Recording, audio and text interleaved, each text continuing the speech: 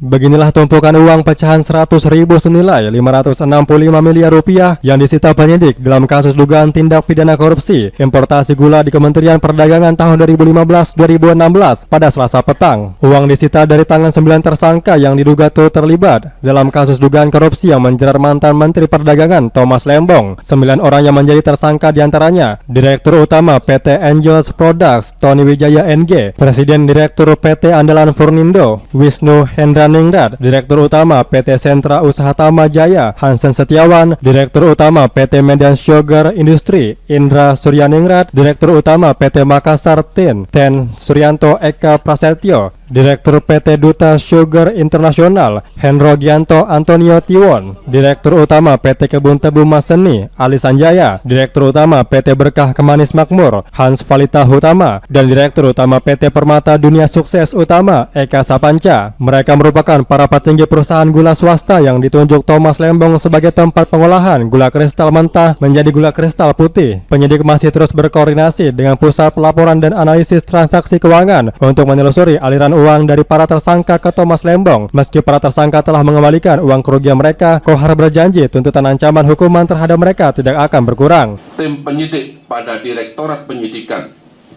Jaksa Agung Muda Tindak Pidana Khusus Kejaksaan Republik Indonesia telah melakukan penyitaan uang sebanyak 565 miliar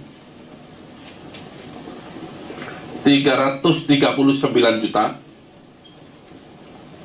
71.925 rupiah, 25 sen, di mana kerugian negara ini adalah kerugian yang diakibatkan oleh perbuatan yang dilakukan oleh para tersangka tadi 9, dan yang bersangkutan beritikat baik untuk mengembalikan. Karena ini dalam proses penyidikan, uang pengembalian ini selanjutnya oleh penyidik disita sebagai barang bukti. Kejaksaan Agung Total telah menetapkan 11 tersangka di kasus dugaan tindak pidana korupsi importasi gula di Kementerian Perdagangan tahun 2015-2016. 2 tersangka lainnya yakni mantan Menteri Perdagangan Thomas Trikasih Lembong dan mantan Direktur Pengembangan Bisnis PT Perusahaan Perdagangan Indonesia Charles Sitorus. Para tersangka diduga bersekongkol melakukan importasi gula yang tidak sesuai peruntukan dengan dalih pemenuhan stok gula nasional dan stabilisasi harga gula, meski saat itu Indonesia sedang surplus gula. Dari Jakarta, Faisal Fazri, Jawa Post TV memberitakan.